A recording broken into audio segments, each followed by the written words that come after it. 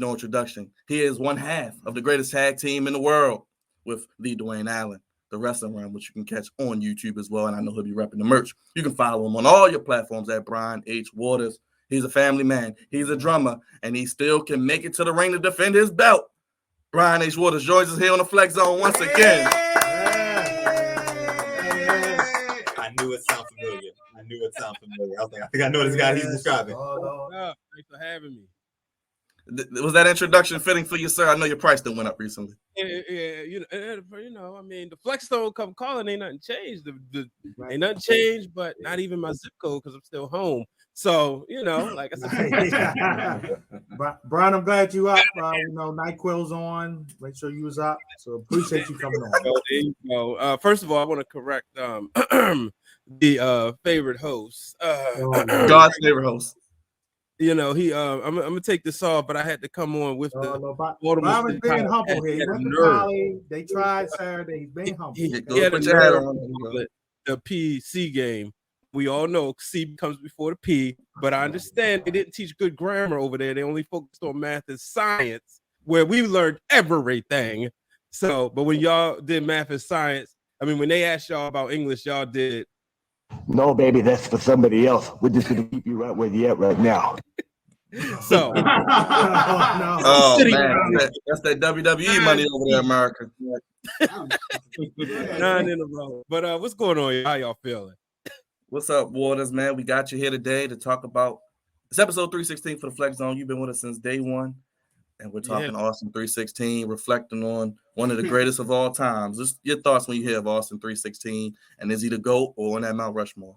I mean, before we get there, I just want to pay homage to y'all. I mean, 316 episodes. When this first started, I was up in the cold lands of Bristol, Connecticut. You know, this week the Ravens play the Minnesota Vikings. We all know the last time the Vikings came to Baltimore, there was that epic snow game. And I was thinking about that. That was like one of the first games that it wasn't the first game I watched, obviously, up there, but it was one of those games where Red Zone was like focused on the Ravens. And I remember the scores were happening so fast that Red Zone couldn't even keep up, you know, and just going back to me being up there and watching when this great show started and just like, man, I can't wait to like, you know, kind of be able to be a part of it somehow, some way, you know, and to have not one, not two, but so many invites, man. I appreciate y'all.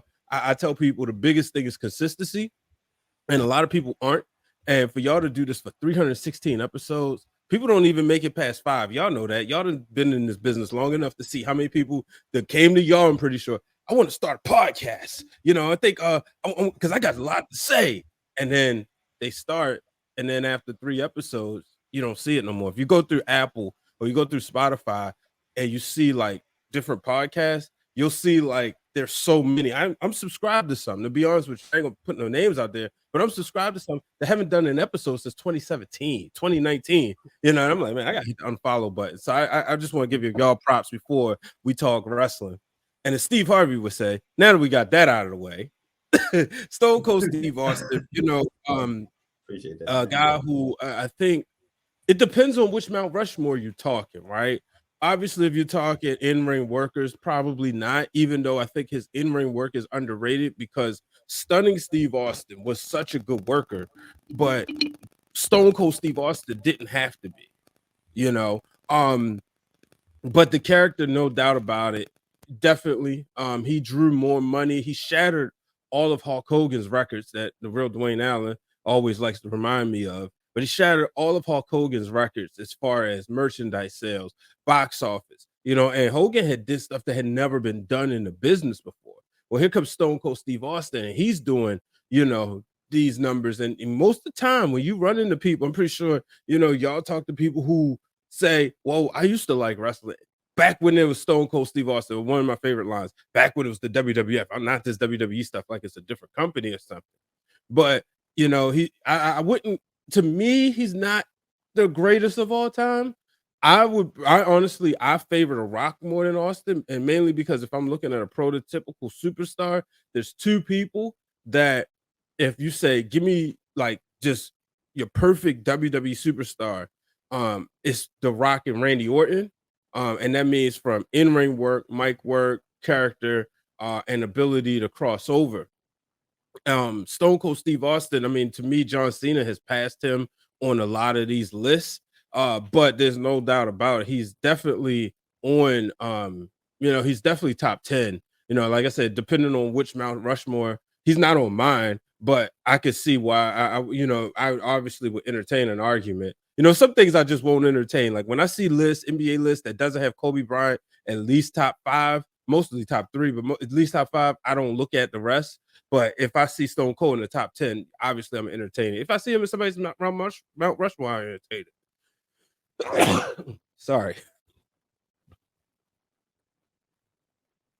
We got The Rock this month. Started 25 years ago at Survivor Series 96. Some of your best Rock moments, and we get to celebrate them this month. Oh man, when you think about The Rock, man, I mean the trilogy with Stone Cold Steve Austin.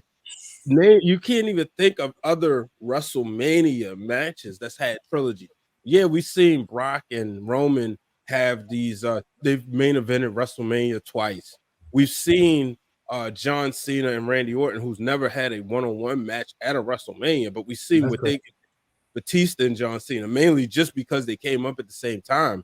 But I think about The Rock and his trilogy with Steve Austin. I think about really, you could make an argument for Triple H being his greatest rival as much as you can Stone Cold Steve Austin, because you saw them two in the mid card battling out, then going to the main event scene battling it out. And I always wondered what would have happened if The Rock never went to Hollywood. I think it would have been great for us as wrestling fans, but now that he's gone, it's like, he went to Hollywood right in his prime. It does make you wonder, but those was it 7 years of him being there on an everyday basis and then coming back and obviously winning the championship, it just goes to show you, just his greatness. So I mean, he's definitely, now The Rock is in my Mount Rushmore. Like I said, Stone Cold Steve Austin is it, but The Rock is definitely in my Mount Rushmore.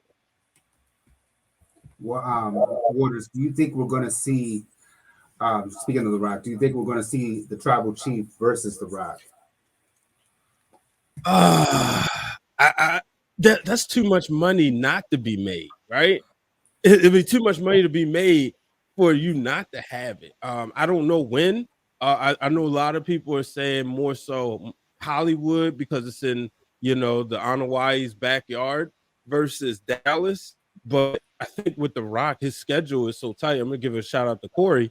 Corey, my kicks are my fix, because like I was talking to him about it, and there was talks about it happening at Survivor Series. I said, well, do you have it at Survivor Series? Shouldn't that be a WrestleMania moment? Now, granted, The Rock won't be there, but he said like one of the things is with The Rock, when you get, because his schedule, as soon as you get him, you just gotta lock him in. So it's a matter of his scheduling, but I think that that's a match he would want. And I obviously think Roman would want it no matter. I know he said complex. Well, if the fans want it, we got to give it to him or whatever. No, he wants the match. I'm pretty sure. And obviously I don't know him, but I think he wants it. I think The Rock wants it. I think it'll be great for the past and the present. And what it's going to do is going to draw more people to Roman Reigns. I mean, y'all was at SmackDown. Y'all saw how people who, I'm pretty sure y'all saw like kids, moms who probably was taking their kids to the show because they, they earned it. And they're like, whoa, who is that guy? Dad sitting there just like, whoa, yeah, I want to be like him. So he's got that it factor, and he's finally being the person that they wanted him to be. Just to go to show you, Vince McMahon is a genius. That he saw this all along. Now, obviously, he had to go through peaks and valleys, but I do think we'll get that match. Survivor Series is coming up. I'm not sure how they're going to build this thing out. Who do you think leads the Raw and SmackDown teams, and who do you think is going to be on each team? Oh, man, it's too early to tell right now. I think so Randy Orton's missed the Survivor Series, but it looks like I don't see him losing losing the tag titles. So I think that he won't be in the Survivor Series matchup, but I definitely think you'll have the Dirty Dogs on there. You'll have Kevin Owens. If Seth Rollins doesn't beat Big E before then, I think he'll be the one leading the team and leading the charge. And I can honestly see him, because he's on such a hot streak, him leaving Survivor Series and Ultimate Survivor or whatever. For SmackDown, I think you go with Drew leading the charge on that side, and you just kind of pick them. It's obvious, like it's still kind of early in the game, and I'm gonna be honest with you, I'm still trying to really get like hammered in who's on where because of the rosters just became effective. Well, Brian, on next Saturday, November 13th, there's a real pay-per-view that you can watch as well that will entertain you. That'll be better than Survivor Series. I'm just saying. Well, I'm gonna tell you this. Next Saturday is MCW Armageddon, as seeing as I am the special advisor for the mad esthetician Amber Rodriguez. That's where my attention will be at. Oh, yes. Oh, okay. We get you, Brian. Brian, how can I keep up with you, brother? And tell them about all the great things you got going on in the wrestling realm and so on and so forth. The floor is yours. So, shout out to my brother, Real Dwayne Allen. We are still, celebrating 10 years. So you make sure y'all go to youtube.com/Wrestling Wrealm. More importantly, WrestlingWrealm.com. Y'all can get one of these right here. The Wrestling Wrealm merch, DX style. We also have mugs. We got the anniversary. We didn't put these up for sale yet, but we got the shirts, anniversary shirt. That's going to be a limited edition. So, you can go there and get those. We do have Wrestling Wrealm Now podcast shirts. And then if you just want the OG logo, that's there, and a Wrestling for the Culture t-shirt. So we got quite a stuff that you could choose from. We definitely appreciate the support there. And then, we back to, you'll get weekly content. I actually got an idea for, matter of fact, it's the Flex Zone. So I'm going to go ahead and spill it. I'm going to do a episode. I'm going to record later. Or is Becky Lynch the 2003 version of Triple H? And I don't know how y'all feel about it because I'm getting tired of it. I'm looking at them like, oh goodness, here she goes again. She ain't got the juice that she used to have. Where Seth Rollins at that time when it started, I was bored with him and I was okay with Becky. Now it's them reverse, even though they're the same character. And at last time when she was the man, he was the man's man. It wasn't, but so I'm gonna do an episode on that. But yeah, y'all can check me out there. Also, so make sure, because Byron called me WWE's greatest producer. I don't work for them, I want to get no heat, brother. So you could check out the Ringer Wrestler Show. More importantly, check out Mac Mania, hosted by Evan Mack, and shout out to Evan Mack, Flobo, and Jack Farmer. Every now and again, you can catch me on the show too. I'm in the behind the scenes producing, but my mic is on, so sometimes I gotta jump on. So catch us every Tuesday. Appreciate everybody who listen to that show. I know D always texts me and he'll say, "Hey man, well, why you ain't say this or why you ain't say that?" But we have those guys have a good time over there, so I'm pretty sure it's fun wrestling conversation.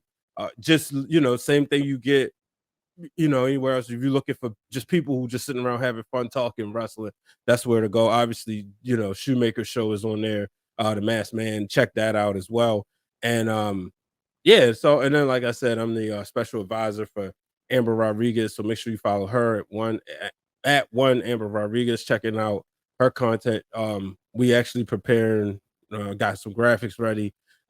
Another exclusive before I drop it. But since Wednesday's her birthday, we're gonna drop the Mad Esthetician tour because she'll be working Friday in Pennsylvania, Saturday in Alabama, and Sunday in Memphis.